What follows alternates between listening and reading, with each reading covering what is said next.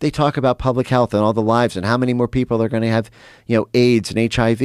In 2014, USAID was busted running a covert operation where, according to their own people who were involved in the operation, they set up an HIV prevention program in foreign countries because it would be the perfect excuse, because counterintelligence would never think that the HIV clinics were the place that they were using as key nodes in the regime change network. How many other facilities they were caught there? How many others? But in every single one of those, it's dual purpose, because the fundamental reason you do this out of U.S. aid is to dupe people. And this puts our oversight bodies in a difficult spot.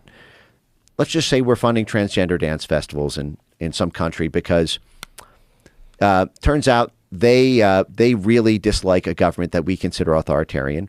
And so you could actually see a sort of, I don't know the situation in Venezuela, but let's just say that the Trump administration, who's been at war with Maduro and wants to pursue a policy of turning over that government, and it just so happens that that government is persecuting the transgender population, and the transgender population, if they could just be built up more, would be able to convert more hearts and minds to vote against Maduro. Well, you could see a sort of, if I may say, again, I'm not saying this should be done. I'm just saying you could see a sort of MAGA foreign policy explanation for funding transgender dance festivals in Venezuela if that's what the baseline assessment reveals. The problem is American people are never going to be allowed to know about it, because imagine the Senate Oversight Committee. Why are we funding these transgender dance festivals in Venezuela?